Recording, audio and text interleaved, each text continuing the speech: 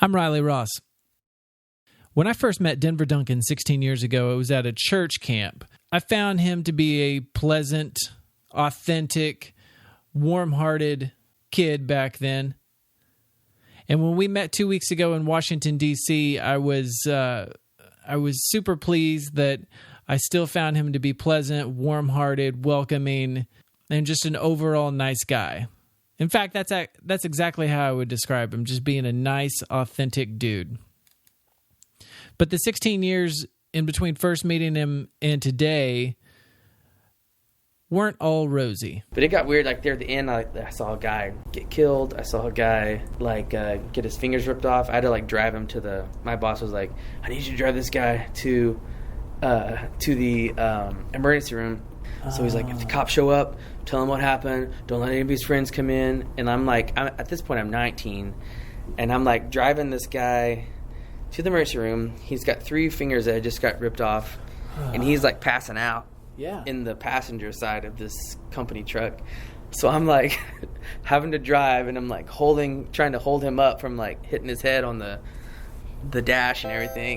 We also talk a little bit about how he grew in the Oklahoma City music scene and his general motto in life that can direct him towards success in D.C. I think music is all, I feel like that's embedded in me and, will always come out.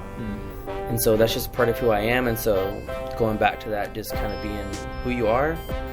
And if you want to, say who you're created to be too, or if you consider that a calling or a purpose. I just always loved music, and that's always something I wanted in my life. And we also talk about how packing up and moving to D.C. came with some pleasant surprises. So everybody knows everybody. It feels like a small town. I mean, it feels like I'm living in Woodward. Yeah. Even though I'm in the middle of the United States Capitol. Welcome to Y'all Okay.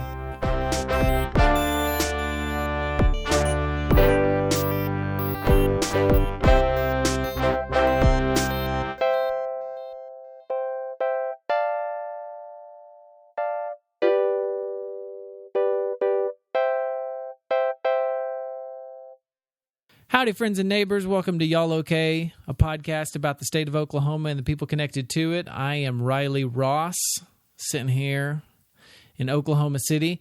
Recently, I went to Washington, D.C. for work, and I was able to sit down with Denver Duncan. Denver is a great guy, as you'll hear in this interview, extremely pleasant, and he's so knowledgeable about what's going on in Oklahoma, and particularly in Oklahoma City. He grew up in Woodward, as you'll hear. I don't want to tell too much of his story. He grew up in Woodward, ultimately moved around a little bit, sort of in the central Oklahoma area, and then got really involved in the Oklahoma City music scene, in the Oklahoma City art scene in general.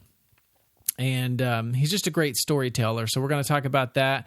And you can tell in the interview he's got a great fondness and closeness with the Oklahoma City business community.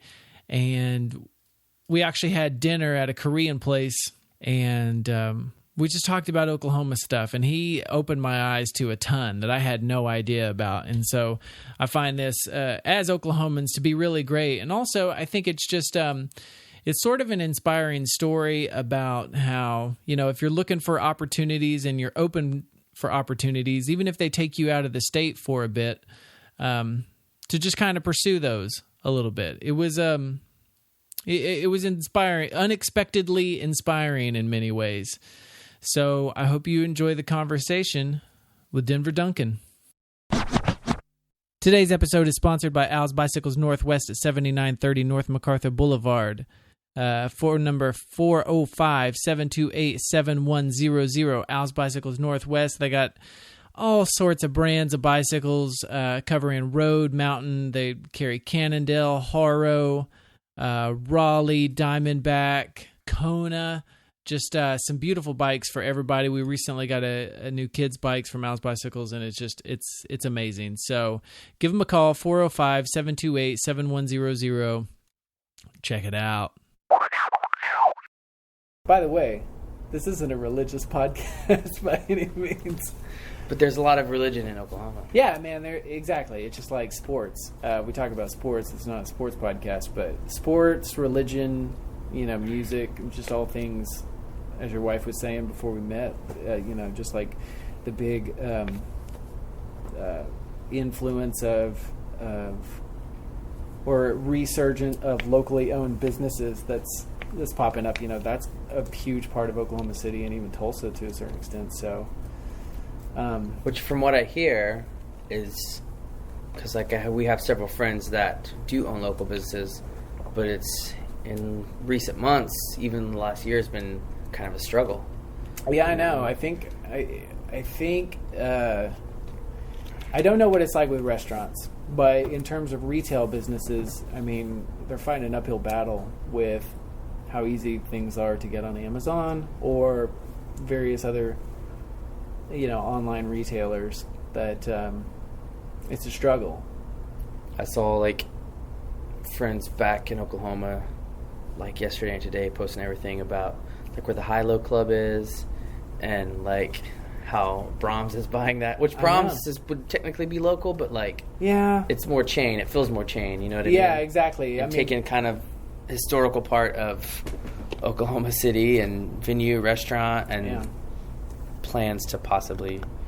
But people are boycotting Brahms, which is hard to do because Brahms is pretty good. It's hard to do because you don't know, not everyone has a trade-off available to them, especially in the rural communities. There's not a pop-up Main Street. I don't know what's in Woodward in terms of small town ice cream parlors. Right. There's not. If anything, you can get ice cream a la mode at Pollyanna Cafe with your peach cobbler. Yeah. But that's it.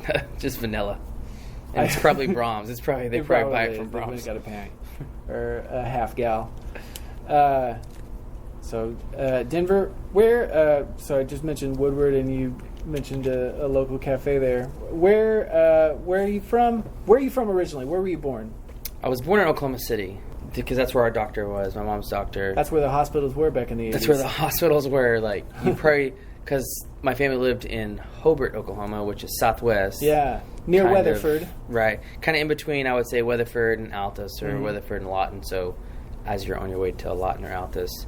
And you probably didn't want to be born there. I don't know how safe it was if something happened. But so I was born in Oklahoma City, but lived in Hobart for the first 10 years of my life, and then moved basically straight north past Weatherford to Woodward. Sure. So from the middle of my second grade year till I graduated high school was in Woodward, Oklahoma. Okay. So.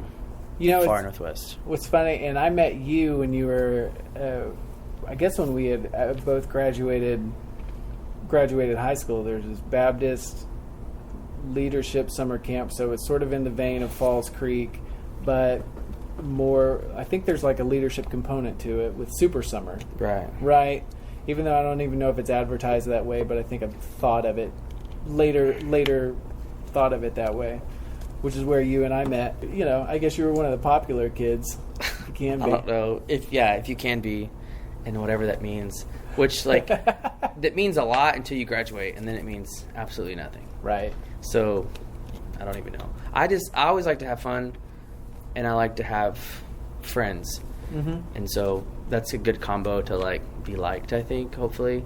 Yeah. Because and if you're just nice, I just try to be nice. Yeah, it's pretty easy. That's a good way, a good life motto is just be nice if you can. Yeah, there was never, you don't really too often hear he was the nicest guy, but things never really broke his way in his relationships. Because even I can even accredit all the musical stuff I did in Oklahoma City. When I started playing at restaurants or bars or whatever, I would show up early and help clean the table that was gonna I was gonna play at when they were done, move the table. I would do that stuff, and then I never really had to. I don't think I've ever had to call and be hey, can I come play at your place? It was all just word of mouth from that point on, from restaurant owners or whatever. Hey, this guy can come in. He's on time. He's not wasting money on a big bar tab or whatever. You know what I mean? Yeah. I try to do things like that just to obviously work hard, but be nice in that. And it panned out and worked. That's cool because it makes the hustle easier. Like, especially, if you're going to try to do music, if you're easy to work with, and I think this is also a lesson for anybody else, like, if you're easy to work with, people will try to find a way to work with you. Even though if someone's better than you, if you're easy to work with and mediocre, you'll still get more jobs than someone who's fantastic but right. a butthole. It's really true, and I know those people that are like unbelievably talented but are buttholes. Well, I think they just take it too seriously. What'd you do? What'd you do after you left Woodward? So let's say you graduated. Did you always want to get out of town and do something else, or what? I really wasn't sure. What I did know, like all my friends, I think maybe in that small town mentality too, like you graduated, you go to college, you get married, you do whatever. I think I always, like even as a kid, would like question a lot of things too, and so I kept asking my parents, like, why do I have to go to college? Because like I had friends that like didn't get accepted in, and like watched them in class like cry, and I'm just like, it seemed way too serious, and maybe that's a default of mine. I'm not that serious of a person in a lot of sense, but like, so I somehow convinced my parents to just let me move to Norman, Oklahoma without enrolling in any school. I didn't apply to any colleges. And so for the first 2 years, it was not quite 2 years, I worked at a machine shop as a welder. That's right. Yeah. I remember that. You and I were talking the last time I saw you. It was at your, I'm not going to say crappy. But It was crappy. It was crappy. The first apartment I ever, like, out of the house. Yeah, it was horrible. Yeah, your crappy little apartment. Going down there and just hanging out for a couple hours, and you talking about welding in a machine shop. Man, I totally forgot about that. It was a very, like, I don't know. I don't remember a lot of it, honestly, just because it was a weird part of my life, because I had kind of been, like, because I was playing music before then, too. Sure. And so, like, maybe more of, like, an onstage personality type in front of people. And then there was, like, this little dark period where, like, I didn't really do anything. I just worked. And it's when I met my wife, too, which now looking back, like, she probably wouldn't have liked that cocky, onstage personality to Denver. So, like, she really just kind of likes me for me, which is awesome in a relationship partner, to have somebody who just likes you for you. So, like, in retrospect, you can kind of see how that all kind of worked out. But it was just a weird part of my life where I think I learned some more, like, work ethic things of just, like, working hard and, like, trying to, like, keep up with these older guys that were just, like, could work circles around you, and again, like that, I feel like that all kind of played into how I live my life now, of just, like, work hard, again, like, being nice or whatever that is. But it got weird, like, there at the end, I saw a guy get killed. I saw a guy, like, get his fingers ripped off. I had to, like, drive him my boss was like, I need you to drive this guy to the emergency room. And my boss would hire guys from the halfway house because it was, like, cheaper labor. So he's like, if the cops show up, tell them what happened. Don't let any of his friends come in. And I'm like, at this point, I'm 19. And I'm, like, driving this guy to the emergency room. He's got 3 fingers that just got ripped off. And he's, like, passing out in the passenger side of this company truck. So I'm, like, having to drive, and I'm, like, trying to hold him up from, like, hitting his head on the dash and everything. And then I remember thinking, like, maybe I should go to school. Like, and that was about, like, that second summer was about to start. And again, like, all my friends were about to be off for the summer. Right. And I had been, like, working through the summer and, like, welding too. Like, it was just hot. Like, the last straw was we had if it was slow with, like, oil field type stuff, my boss would get like, stuff from the city. So, like, there was a trash truck, like a dump truck that came in that the hydraulics had, like, ripped out. Something got hung in there and it ripped out the floor. So I had to, like, get in to a trash truck in the middle of, like, July. Oh my gosh. And weld a floor, like a metal floor into it. And it was so hot and disgusting. Yeah. And I was like, okay, I'll just go to college. It sounds like a an awesome deal. So I went like one semester. I moved back home for one semester to Woodward and went to Northwestern. Yeah, at the Satellite or in Alva? At the Satellite. Okay. And then I transferred there to UCO. Yeah. And I went there for one semester. Right on. And I made an A, a B, a C, a D, and an F. I made one. That's pretty good. You almost ran the game. One grade, everything. And then, after that, I moved down by Chickasha to go to school at USAO. That's right. To follow a guitar instructor down there, a guy named Joe Settlemeyer. Okay. Who's like a Texas Playboy with Bob Wills. Like, really? Phenomenal guitar player. Because were you studying? Were you doing general studies at this point? Like, were you targeted towards? I was doing general studies, and then I decided music's really what I wanted to do and to pursue. So I went there, and it didn't really turn out like I thought to. Like, I love taking from him and the things I was doing with him. But if you're a music major, I think too in a smaller university, like you still have to do like ensembles and like recital attendance and that kind of stuff. Yeah. That just really wasn't what I wanted to do, so I wound up switching to business, and then went there for like 3 more years, and then even when I moved back to the city, I would drive back and forth to Chickasha to go and basically to hang out with that guy, you know. So I got to do cool stuff with him. Like I like old tunes too, like those standards, like Frank Sinatra, Dean Martin, those type of songs. So he had like this quartet. And so I got to like travel with him and sing and basically be like the front man for these dudes. It was like me, I'm like early 20s, and then him, and they're like 60s and up, like these like bad to the bone players that have been in the Oklahoma music scene forever. Yeah. Guys like a guy named Yuki Hart, Joe Wright on drums, Joe Settlemeyer on guitar. I got to go hang out in Nashville with them.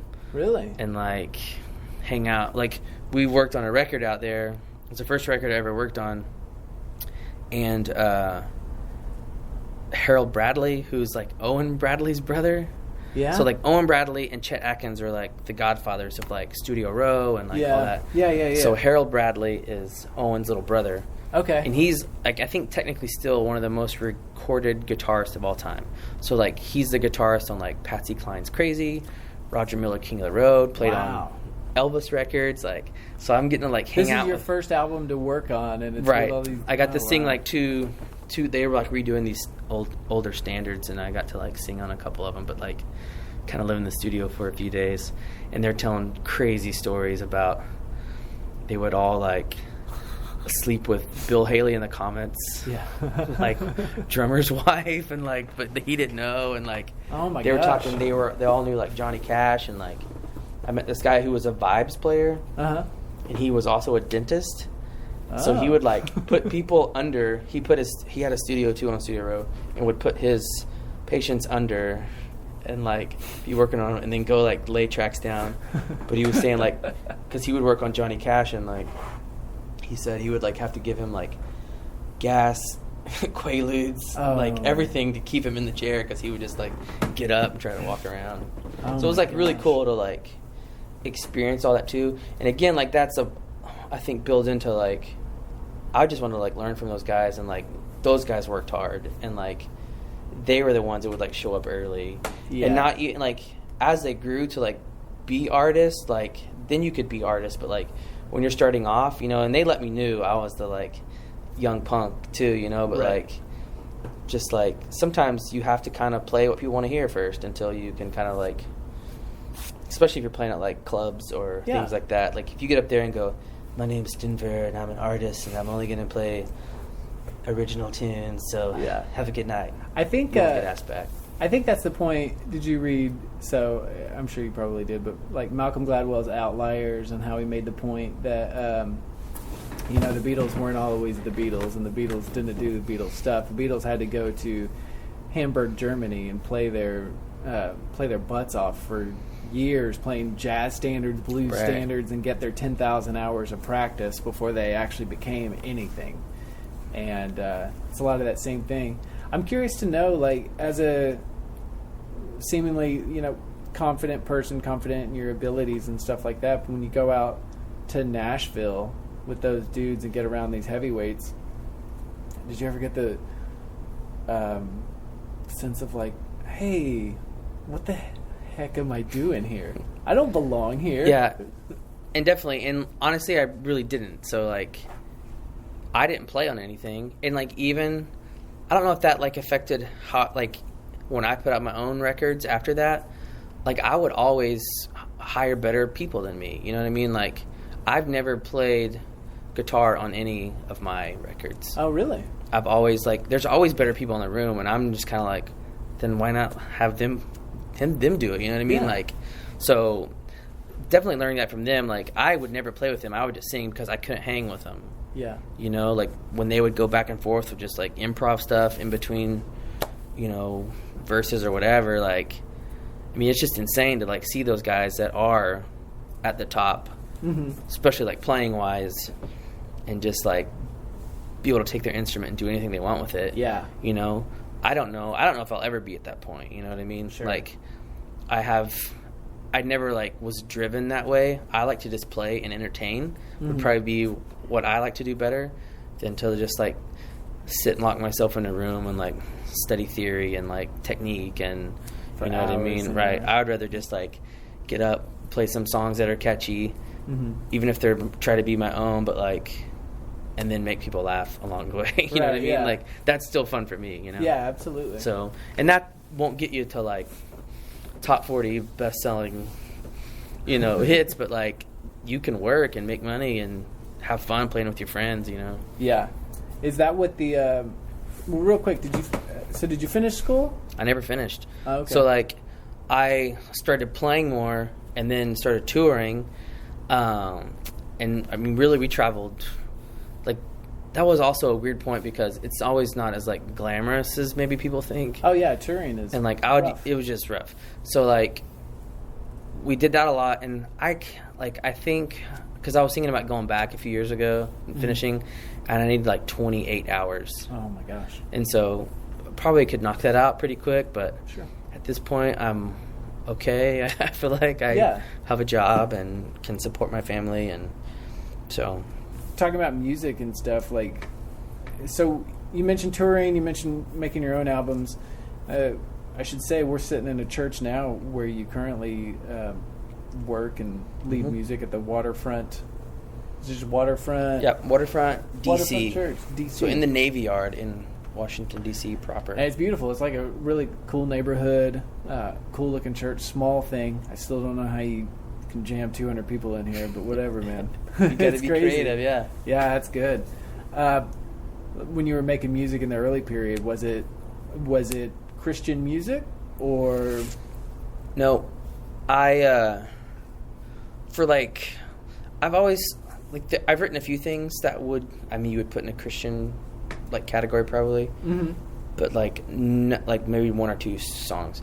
Like I don't know, I just always found it harder to write that way, just because I don't know if I felt like I was good enough at it, or it always felt super cheesy to me, like or like I would be like, well, that's already been said, or okay. So like we everything that I've really put out has just been kind of my own versions of stuff, you know, like influences really from all kinds of stuff growing up that I listened to, or like because I grew up my mom playing piano like at our church, so like I would go to sleep my mom practicing piano for Sunday of just like hymns, you know what I mean?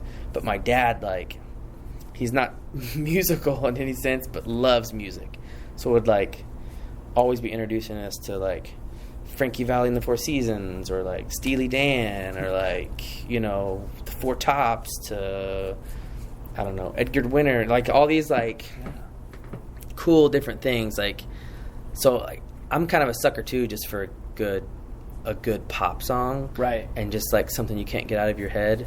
So I've kind of always leaned that way, and even in like I think my writing, like as much as like I wanted to be cool and indie, or like that never would come out of me. It was just like cheesy love songs, or you know, maybe something with a little story in it or something, you know. But so that, I mean, that was all that I really wrote. And then when I started doing, was weird. Like met some people in Oklahoma City, like kind of in the hip hop world. Mm-hmm. I started doing this deal. I met a guy named Hetty Coleman, who's still in Oklahoma City. Like awesome dude.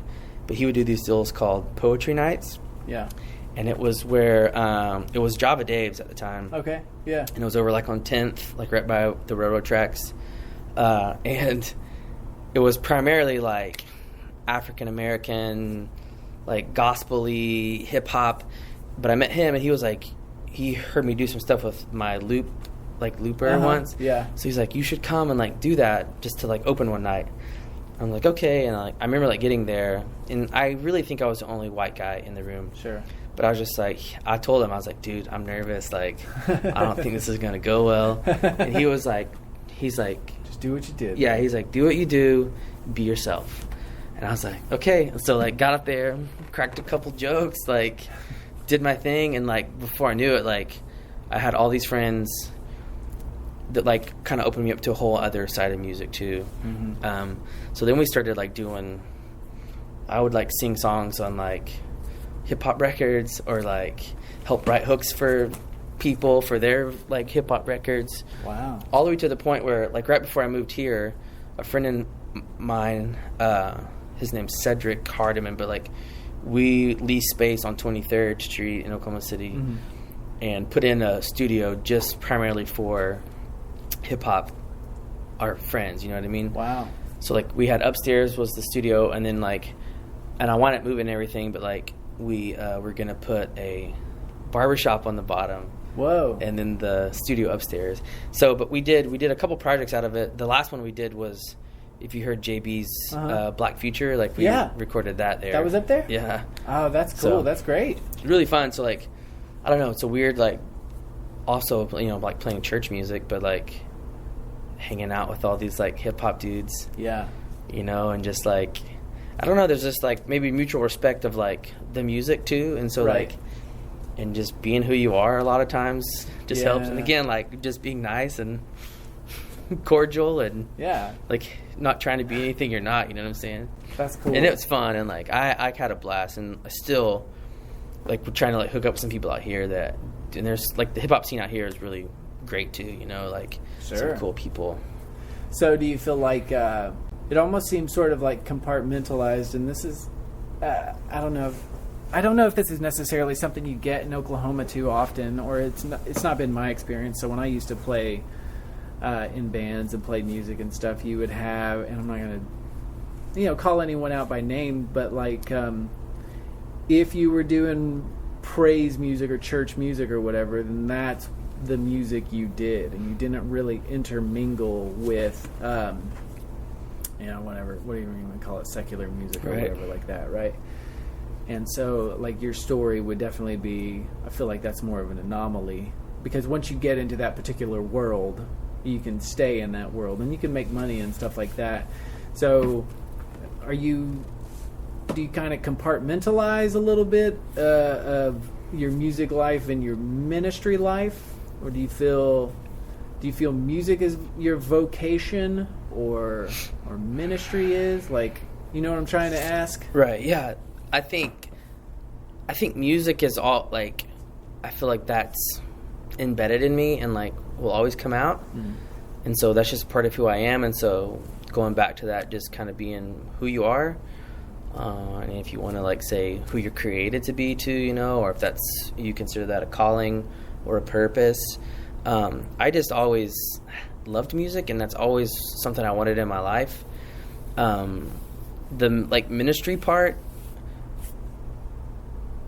like for me, kind of goes hand in hand because of what I get to do, and I try to not compartmentalize it, because some people I think, and they're probably smarter than me, would be like, these are two separate things, like what you would play at a restaurant or a bar, or what you would play on Sunday mornings, which I mean, in some ways I think they are, especially like what you're singing about, but like I think good music is still just good music across the board, and like excellence to me always kind of translates, even like age demographically. So like even like in church settings too, like really try to like just be excellent in what I do, because old people can appreciate that, young people can appreciate that, but it is like I had to always kind of like maybe battle back and forth.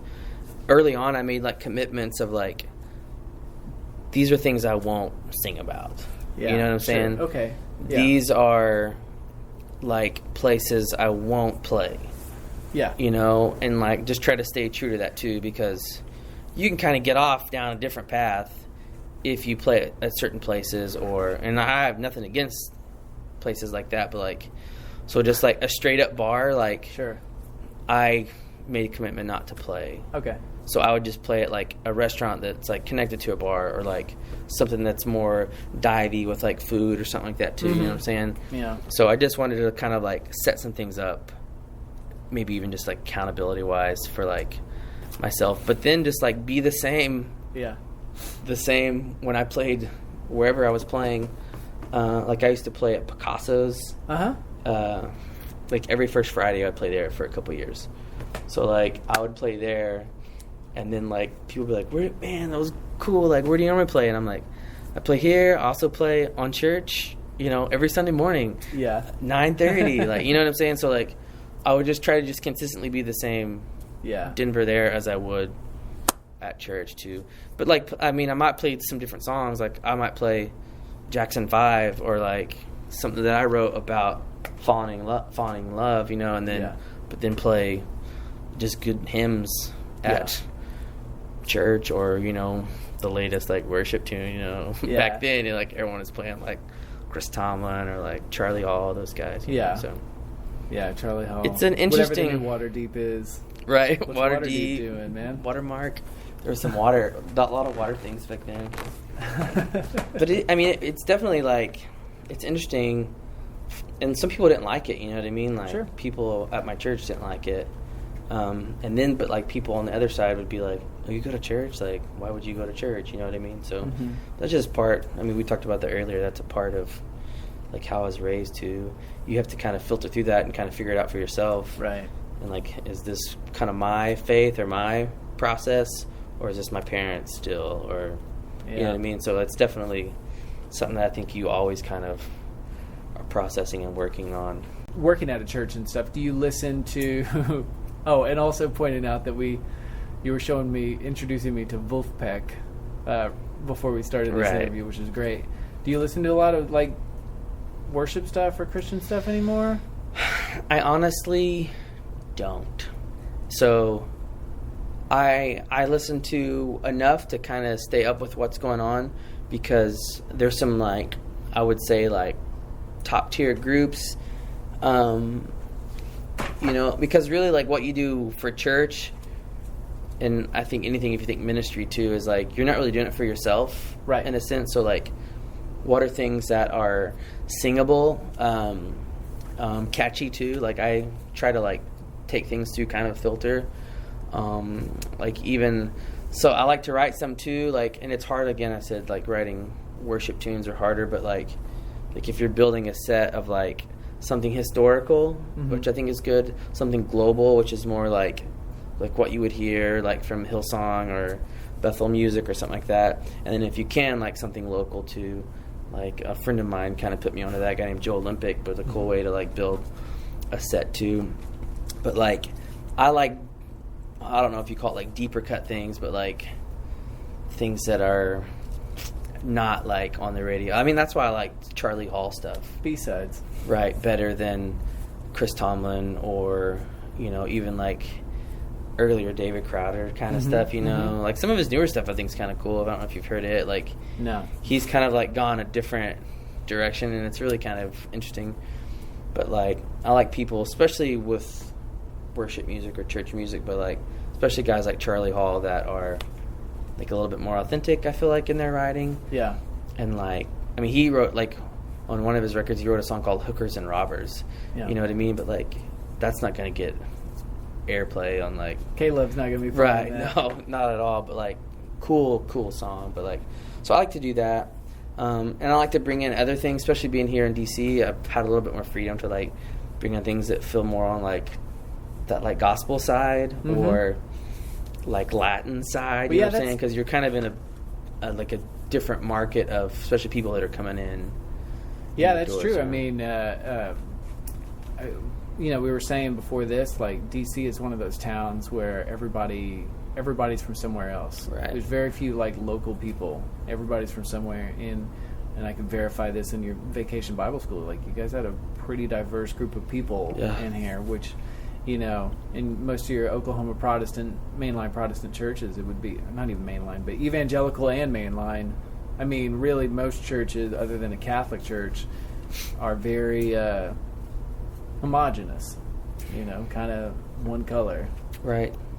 Which is weird too, because if you think like that was kind of how it's designed for a while there. Like I think it's hopefully getting better. But like, there's a book. I'm trying to think who wrote it, but it's like talking about Sunday's the most like segregated day of the week. Yeah. You know what I mean? Absolutely. Sunday, which is crazy, and like especially if you're just like living life with people too. And I think I'm like getting a little bit like different perspective of that here, like in a city that is a little bit more diverse, kind of from all levels down, maybe not just even like socioeconomically, Yeah. And it's interesting, but it's really kind of cool at the same time to see it and experience it and like have a different like take on things, How did so as we sit here in Washington D.C. and we're talking about it, like how did you get here? I was in the process of really taking another job. Yeah.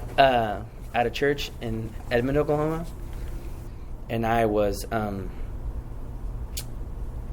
to lead there on this weekend, and like Wednesday night, and it was a big church, and so I was kind of in the process. They were kind of letting me create a little bit my own position of more of a creative, worship arts type kind of role, which was really cool, and I was really excited about it too. But just, again, like I'm a little, maybe more on the like loosey goosey side in a lot of ways too. And so, and something that big too, like things have to be run in a certain way for it to operate. And like, I totally get that, understand that. And I was totally on board with that too.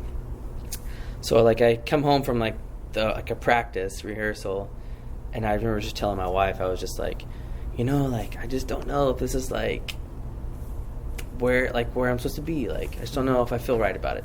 That next morning I had breakfast with a friend of mine whose friend was in town, who was the pastor of this church, Waterfront. And so he was there, and he was like pitching me basically like, dude, DC, he's like, you love it. He's like, you'll fit right in. He was like, I need somebody who's like creative and I just want to set him loose. You know what I mean? He's like, we're brand new, and so like we need to really develop the music. So it's kind of like blank canvas there. Yeah. And so I was just kind of letting all that go over my head. And he was like, what do you think? And I'm like, nah, dude, I'm good. I basically said that to him. Like, nah. So like, dude, this was back in, I think January. So you remember that big ice storm that like everybody pumped up, and then it didn't happen? Yeah. Remember that weekend? Absolutely. So my kids were out of school. We were trying to find something to do on Friday. I take them to, so that happened Thursday, that breakfast. Friday, I took them and my wife to see Moana. Okay, yeah. And so Moana's a great movie too. I like it, but Brilliant movie. There's a little short film at the beginning of it. Have you seen that? Yeah, because we saw it in the theater right. too. So it's like sounds gross, but like it's cartoony, but it's like this guy's like insides, like his stomach, and it's like his stomach's a cartoon. His stomach's always hungry, and his heart. Yes. And then his brain, right? And so this whole time his like heart and his brain are like battling. He's going to this great job, but it's like very corporate. Yeah. And his heart's always like, when he like walked to work, he like go past the ocean. Yeah. And his heart was like, go to the ocean, And so I'm sitting there. We're the only ones in the theater. My kids are like running on the like stage of the theater. Yeah. We're sitting there, my wife, and I'm like, is this me right now? I'm just like joking about it. I was like, it's a great job, great opportunity. I was like, was this it? Like, is this kind of where we go to die? I said that. Mm-hmm. So then I played, there's like Saturday night service, played it. Sunday morning, played one service, and in between the first and the second service, a man died in the service. just drop dead. And so I don't think like, you know, if you say God or whatever, it's like zap somebody for Denver or Duncan, right? But I feel like I got to experience that and like witness it happen. And so I was just like, you know, maybe I need to just kind of pump the brakes a little bit. Yeah. And so I wound up calling this guy back and said, his name is Zach. And I said, hey, just tell me a little bit more about what's going on in D.C. So that happened on Monday morning. And then by that weekend, he flew me out and just let me sit in a service and just kind of get to see what it was about. And just kind of from that point on, I just kind of knew. Wow. And we talked a little bit, like, walking over here of just, like, the last place I was at, I was honestly a little burnt out of just kind of like the, I call it the shininess sometimes of church. Like, this kind of, like, people put too much into, like, the prestige of, like, what they do, or kind of, like, the lineage of the church, which I think those are all good things, too, but, like, it was just a little too not realistic, you know? Yeah. That life is messy, and, like, bad stuff happens, and you know what I mean? So, like, this just kind of, like, attitude of, hello, how are you? I'm fine. Everything's great. You know what I mean? Sterile and... right. Yeah. So I kind of come out of something like that, and so the opportunity to come do something in a totally different context was appealing. And just the people, again, I think I told you too, like, it's just different. And I didn't really realize that there were different, you know, because I've only been in Oklahoma. And I love Oklahoma, like, from the bottom of my heart. And I think I'll eventually be back, you know. But it was just eye-opening to see. Yeah. If you've ever, like, gone to, like, even overseas, even on vacation, like, you see something way different. And you're like, oh, like, people live different. Yeah. But then, like, usually that kind of wears off. Yep. You know, when you come back home and get back into normal routine. So, like, I've kind of been able to, like, stay in it a little longer now. So I moved out here in February 2017. And so I've been able to kind of, like, live in that a little bit more and experience a little bit more. And it's really been kind of refreshing and kind of a cool place to be. But So what's it been like having kids in D.C.? yeah, so we have 3 kids, a 9-year-old boy, a 7-year-old girl, and a 5-year-old son, another boy. So it's really, like, at first it was really scary, you know.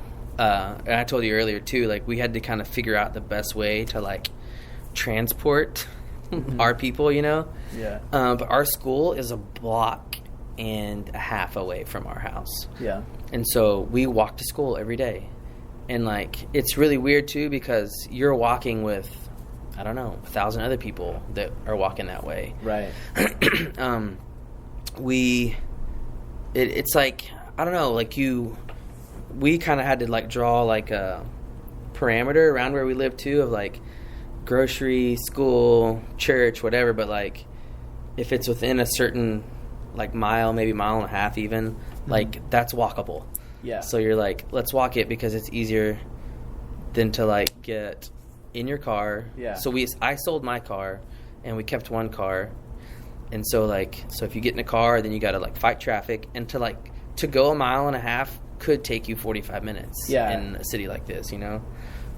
In Oklahoma, it's just like, oh, we need to go 15 miles down the road. It takes you, if you get on the highway, it's like 15 minutes. Yeah, so an example of that is my hotel that I'm staying at now is in Alexandria, and it's like, I think on the map, for 10 miles as the crow flies. Like, it's not far or less. at all.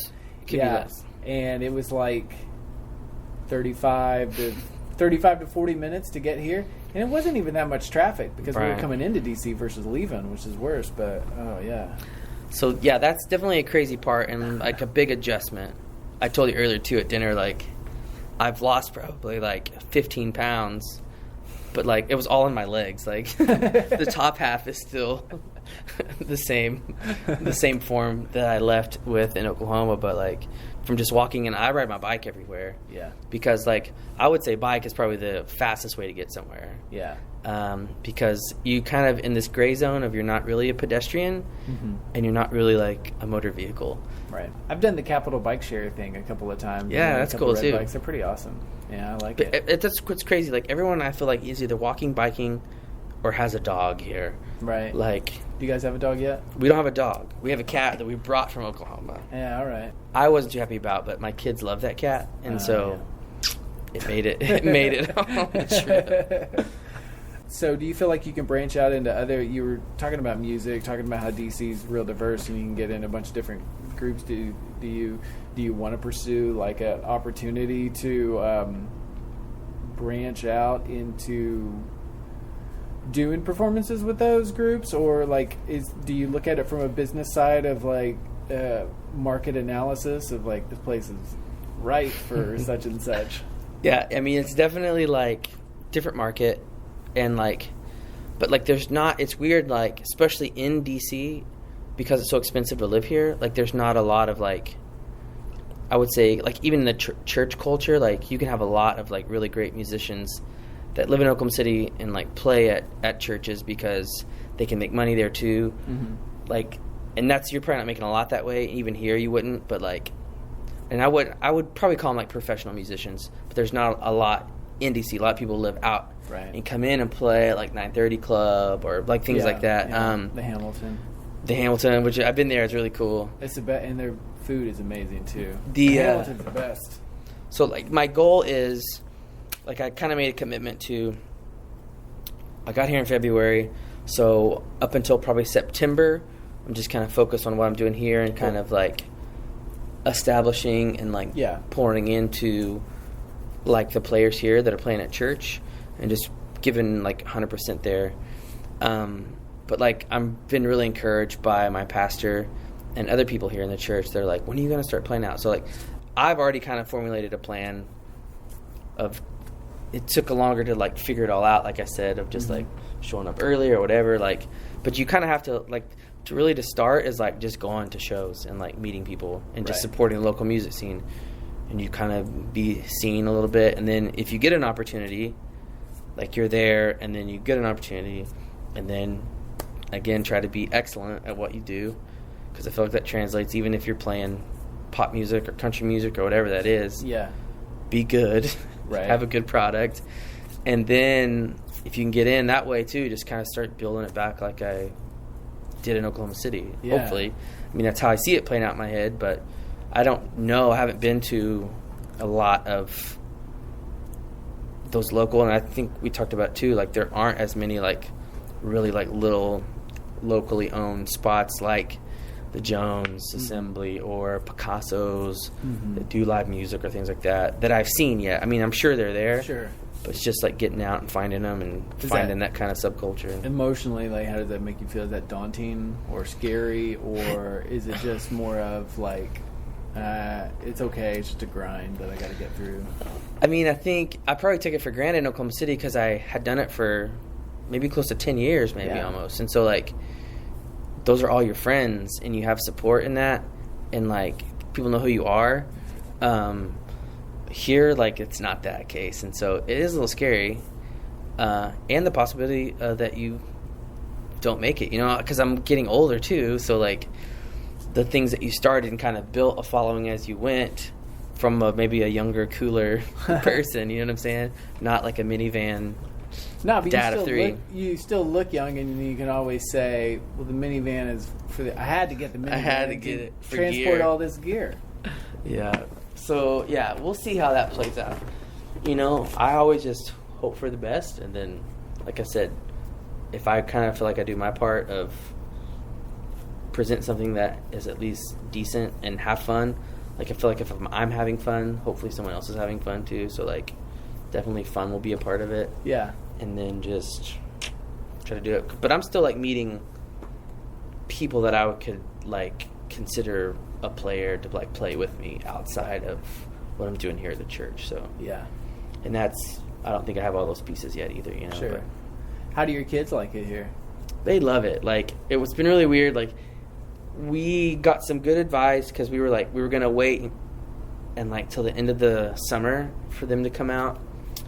But somebody was like, at least, like, you could come at spring break, and then they could go to school just for a little bit, so it wouldn't be this huge, big, long thing, and they could meet some people and then have friends to see the next year or hang out in the summer. Mm-hmm. So I'm really glad we did that because they immediately got plugged in, found friends. Again, like, it's weird because the little neighborhood that we live in, again, everything's in this little, like, maybe 1 mile, 2 mile radius. So everybody knows everybody. It feels like a small town. I mean, it feels like I'm living in Woodward. Yeah. Even though I'm, like, in the middle of the United States Capitol. That's interesting. So you know everybody. You see everybody when you walk to the park because no one has a yard.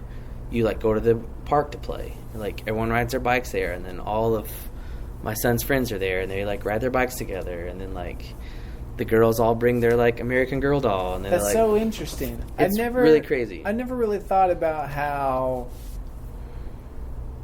so yeah, in the small town, you can get the small town communal feel because everybody knows everybody. In the mid-market, like Oklahoma City, unless you live in the same neighborhood and you're familiar with your neighbors, you could easily avoid people for a long time. It's so spread out, even within your neighborhood. Yeah, so I never thought about the idea of moving to an even, like, a massive city, like here, like D.C., and then regaining some of that communal aspect. I'm telling you, that was like one of the biggest shocks, I think, especially for my wife and I, is just the community we found, like, within that little circle, like I said, with all these people from school. And, like, we live in Capitol Hill, so, like, the school is great. Like, it's one of the better schools. And we didn't really know that when but we were right in the parameter to get our kids into that school. Yeah. Because other than that, it's like a lottery to get in. Because it's DC it's a public school. schools? Yeah, DC public school. But a lot of the, like, parents that go there are, like, lobbyists or, like, congressmen or, like, so, like, they'll get stuff done, you know what I mean? Like, yeah.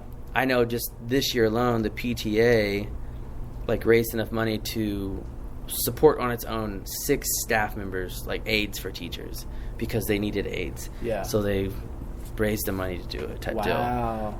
Like, it's really, like, the parental involvement is really crazy. And again, like, and it's like, it's a totally, like, diverse school as well, too. Yeah, absolutely. And so it's pretty crazy. Like, that's been really kind of fun and neat, and maybe probably helped us, like, assimilate a little better, too, because I'm from small town. Yeah. Like, my wife's from Tulsa, Oklahoma, so, like, a little bit bigger. She lived in Tulsa and Oklahoma City. And so, like, that's helped for me, at least, I think. And I think she likes that, too. Because when we first got married, we lived down by Chickasha in this little town called Pocasset. It's, like, 300 people. Yeah. Amber Pocasset. Yeah. Amber, like, Ampo, they call it. There's Ken's Steakhouse down there. I know Ken. Dude. He was best friends, or one of my granddad's best friends. They went to school together. That's crazy. At Amber. Which is an amazing place. If you've never eaten there, it's great. Like, you should go there. Yeah. You're, like, waiting in line, and they're, like, handing, like, ribs to you when you walk in. Yeah, it's brilliant. So, like, she got a little taste of that and, like, really loved it, you know? Because we lived there for, like, about the first year and a half of our marriage. Which is really good. I would, like, suggest... Take this down. This is a pro tip. This is for a successful marriage. Move to a small town where there's nobody your age because, like, you have to become friends and you have to, like, rely on each other. You know what I mean? Like, there was no internet at the time there, which is insane to think that. Yeah. And just to, like, date myself, too, like, when I graduated high school, I didn't even have a cell phone. My mom was like, you need to get a cell phone. You didn't have a Nokia cell phone? I did. Snake on it? When I graduated, I mean, like, when I got to Norman, my mom was like, she made me get a phone. I was like, why do I need a phone? She's like, well, what if I need to get a hold of you? I'm like, well, I don't know, you know? You didn't have a pager? I didn't have a pager either. That's funny. How many years did you work at Falls Creek? I worked there 1 year. Okay. So that summer when I graduated, before I went and worked to that machine shop, a guy who was, like, a Sunday school teacher at my church in Woodward took a job as, like, the head chef. Oh, okay. And he was, and I, like, obsessed over him because he was a Navy SEAL, like, during Vietnam, and, like, he would tell you stories, like, I was like, what's the coolest thing? His name was Don. I'm like, Don, what's the coolest thing you ever did? And he goes, well, like, there was a moon mission that came back and, like, crashed down in the ocean, right? He said, I was the guy that got to open the hatch and go, welcome back to Earth. I'm like, what? That may be the coolest thing I've ever heard anybody say. Like, who gets to say that? Like, welcome back to Earth, you know? So, like, he was doing that, and it was the first year they had the ropes course. Uh-huh. And this is how I got tight with Matt, too. Right. But Matt like, Rosser. I don't know if we mentioned in the podcast, but we're talking about our mutual look him friend, up. Matt Look him Rosser. up. Look him up. Google social it. media. Former lead singer of 3 Day Sabbatical. Oh, yeah. And they had an amazing drummer. It's not important what his name was. But he runs a podcast now. He tore his Achilles tendon. Who the Navy SEAL chef guy, right? Okay. So he's like, this was like 2 days really before like camp started, I think. He was like, would you want to come down and spend the summer here? And I was like, sure. Yeah, so man. just like drop of a hat, I'm like, because I still really didn't know what I was going to do, you know? Yeah. I already talked to the guy who owned that machine shop, and he was going to let me come to work just whenever I was coming out and moved and everything. Okay. So I went and worked there for one summer, and that's where technically I met my wife. Oh, Like, okay. she was coming through the ropes course. She had just graduated, too. Oh, right on. And they're like, you can't, like, fraternize with Wait, campers. you were a counselor technically, and she was I a was camper, ropes corps staff. but y'all were also the same age. Right, yeah. Right. We were both, Gotcha. 18. That's funny. And then, so, like, you weren't supposed to talk to them or, like, get their numbers. So I got her, like, AOL Instant Messenger. So that's another big thing. Also dated ourselves. Yeah. And so we kind of talked a little bit through the summer, but she was moving to Norman. She went to OU. Yeah. And so that's where we kind of, like, pick things back up. Oh, that's cool, man. But yeah, Falls Creek, I like grew up, even as a kid, like I would go some because my dad was a youth pastor. Right. And like I'm thankful because he would never let me go hang out all week, but I'd get to like go see him like while he was there, and just growing up around it. Then like we got to like lead worship there a few times on like the big stage, which is really kind of surreal too. And it's really funny too because like if you want to know what it's like to be a celebrity, it's like be an onstage personality at like a camp like that, you know, because you have like your own golf cart and like you'd be driving and people would like do anything to like stop you and like get you to sign their name tag or like Really? sign something. It's insane. But like we would like all my friends at that time, by the time we made it to that point, which Yeah. is like not really a point, but like you make it to that tier, we all had minivans, we all had multiple kids. You know, like, I'm pretty sure we're, like, one of us is, like, changing diapers, like, before Yeah. you go out. But people, like, this girl was, like, seriously crying because this guy who was, like, his name is DJ Aslan. His real name's Stefan Rossellini. He's, like, my favorite. That's a better DJ name. Dude, he's, like, the coolest Italian dude, right? Yeah. But he grew up in L.A., like, Simi Valley. He had to go, like DJ this party at, like, a cabin at Falls Creek, right? And so, like, this girl didn't get his signature on the CD and was like in tears. Oh my gosh. And we were just like, it was a surreal moment, but we were just like laughing because we're like, this girl has no idea. Like that week before I got to camp, like I almost like passed out because I was like out of shape and was trying to mow my lawn and hurry before I had to go, and I'm just like dehydrated and like they just see like the small little window of like you on stage and they don't realize that like you're just like a regular dude who's like a little overweight, has a minivan, but loves to sing. You know what I mean? Like, yeah, that is funny. All right, this is the final 5. okay, My final 5 questions. It's not necessarily rapid fire lightning round, but it's just the same questions to every guest. What's your morning routine? my morning routine. So I kind of have 2, like a summer one and a Okay. because of school. This is thought out, so this is all right. Yeah, so if it's school, like if the kids are in school, I get up before the kids. I'm in charge of breakfast. Got it. So I get up, I make breakfast, get the kids ready, and then we walk to school. Then I come back, and then since I've been here, I've really tried to write more. Okay. And so Music or music. Okay. So I've spent, first, a couple hours coming back, just trying to be a little bit more creative and stick to the 3 S's. Yeah. Singable, sincere, and simple. Those are the 3 S's of songwriting. I like that. I like that better than the KISS acronym. Keep it simple, stupid. Oh, yeah. Yeah. Because So, that's and a then lot more specific. summer is looser. Like, so, like where we live, there's a pool, and so like we'll get up, we'll hang out. I don't really have office hours, and so certain days, like we have like a staff meeting on Tuesdays, but like other than that, it's a little bit looser. So I've really kind of enjoyed getting to hang out with the kids. Oh, that's cool. A little bit more, especially this summer, but then kind of get to what I need to get done for the day. Probably 9:30, 10. Because kids, even in the summer, they're like up at 6. And you're like, why are you up so early? Yeah, they don't stop. It's the same thing. Even if they go to bed late, they wake up I know. at the same You're time. like, please. This is going to be a tough one for you as a musician. But this is what I asked of people. And you can make it what you want. Biggest musical influence. I mean, Compilation CDs count. Musicals count. Artists in general. A singular experience. I'm open to all of it. Yeah. I mean, I think I touched a little bit on... I would say it's kind of a couple parts or two-tiered of like growing up listening to my mom play like hymns and just like those strong, like beautifully written melodies, you know? And then my dad just give me all kinds of music, you know? Yeah. But then like I would say like as an artist, there's a guy named Jamie Cullum. Yeah. Who's like, he's this piano player. Yeah. But he's like a jazz player, but like loves all those old standards, but would kind of fuse pop music and these like Frank Sinatra-y sounding stuff. Didn't on his first album he did High and Dry, like he covered High and Dry from Radiohead. That was I remember that album. That was really good. For some reason, like I mean, like for years, and he's the only person I've ever paid to see more than once. Oh yeah, you know what I mean? Like because I've seen like U2 and some great people that are like really awesome, but like he's the only person I've like I got to see this guy again. I got to see this guy again. You know what I mean? Oh, that's and just cool. everything about him, the way he like kind of performed and like carried himself, and the way he like musically took things that like you wouldn't think go together and like put them together. Like I just loved it. All right, cool. Jamie Cullum. Favorite book? My favorite book. I don't read a whole lot. You can split it. But I would say.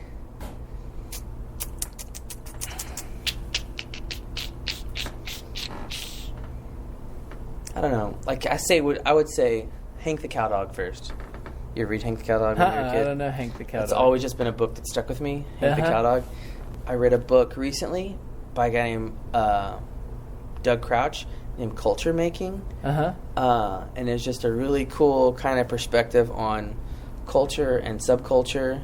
Not necessarily like I think he is Christian, but like it's not really a Christian book in a sense, but just like how like subcultures that are created get you further and further away from like what was originally intended, or right. So it's really kind of cool, and I liked it a lot. Okay, culture making. I'll check those out. Or creating culture. Sorry. This also would be a hard one for you because while we were at dinner, like you were rattling off all sorts of businesses and spots and knowing. Looking at your tattoo, I want to describe your tattoo real quick on your forearm. You got the state outline of Oklahoma, and then little. What are the indications? Are there stars or? So really just dots. Like that's just a little blue dot from where I kind of grew up in Woodward, and then Hobart's on there as well. Yeah. That's technically Norman, but like Norman, Oklahoma City. It's a heart, but it's where I met my wife, and then Chickasha or Ninnakaw technically. Okay. That's where my grandparents are from, and then Ada. Where my other grandparents are from, and then Tulsa. I've got a dot for Tulsa because that's where my wife and her family are from. Right. And then it says Oklahoma. Yeah, and I love because I'll always be an Oklahoma. No matter I love what. the significance of that because some listeners will know I also have a state outline of Oklahoma, but there's nothing in it, and I've been thinking of like what to fill in, and I think I'm going to reach out and see if some graphic designers can't do something. But I had the idea at one point, like to do something like that, to put like little indications on significant marks. Right, it means something to you. Yeah, exactly. So I like that. But the question is, number 4, what's your favorite Oklahoma spot? And that could be like restaurant, or it could be restaurants. It could be. Could it be like 16th Street, like the Plaza District? It could be whatever. I love like 16th Street, like that little corridor between Penn and Class, and like the. Like getting pizza at Empire Slice and then walking over to Roxy's and getting graham cracker ice cream. Oh, like I could kill for some graham cracker ice cream right now. Maybe that. Like I liked how, and it was happening more and more like even when we're moving, but like the kind of identity of those little now like with what like the Paramount and like Jones and like in that like Film Road district, and like I really kind of like that, kind of like the identities within the identities are kind of fun for people. So but the Plaza has always been kind of had a special place in my heart too. It's just kind of fun, close to where I lived and worked, and spent a lot of time down there, played a lot of music down there, ate a lot of food down there, you know what I mean? A lot of friends worked down there. I'd also shout out Shop Good. My friends Justin and Audrey at Shop Good, which is really cool. And that's a cool area too. Like I don't think it gets as much foot traffic when all the other stuff started happening, because it's just right north, like Automobile Alley, that little night street. But cool shops, you know, like Sarah Syrup Cupcakes and S&B's right there. The Womb, I think that kind of like overshadows some of it sometime. But yeah, we love Shop Good. We got my wife got me some suspenders from there, some leather ones with a buckle. Oh, nice. They're pretty dope. And different cups. Who knows? We bought all sorts of like leather bound mugs and stuff like that. So yeah, that's cool. And what's your bedtime routine? Bedtime routine? Currently, like kids go down to bed, and then I'm trying to rewatch The Office. Yeah. Take them off in September. What, on Netflix? Yeah. Really? So I'm like, we gotta finish it, or maybe even August. Like, we gotta finish it before. How far along are you? We're in the end of season 6 right now. Oh, okay. So you're doing good. So we'll do like a couple, and then, you know, brush your teeth, obviously. Yeah. Take a shower if you need to. Get in bed. If it's Thursday night, you know what that means. No, we. Oh my gosh. Like we you know, lay in bed or read or something. But I think we're usually probably in bed by 11, maybe 11:30. Oh, that's late. I was actually thinking that was late. Oh man, I'm such a lightweight. You're in before? I usually take my second nap of the day, sometime around 7:30 p.m. right before the kids go to bed. You fall on the couch. I fall asleep. Oh man, guaranteed. Yeah, that's what I do. Well, Denver, thanks so much for taking the time to do this. Yeah, I'm so it's glad really cool you that did you're here. I'm always pumped when I know somebody. It makes me kind of feel a little bit at home. Well, thanks so much. Yeah, dude.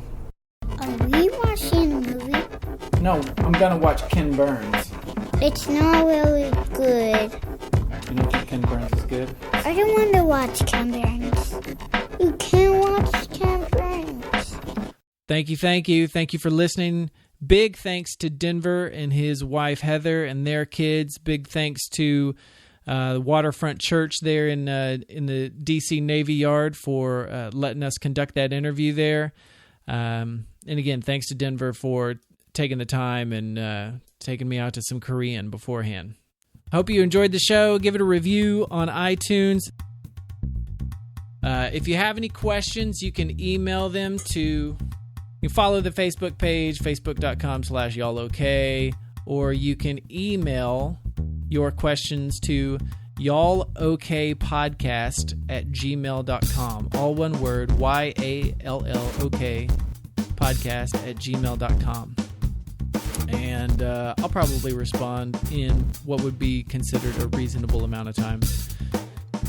Or, you know, you can look me up, Riley Ross, on the social media stuff, even though I'm not super active on it.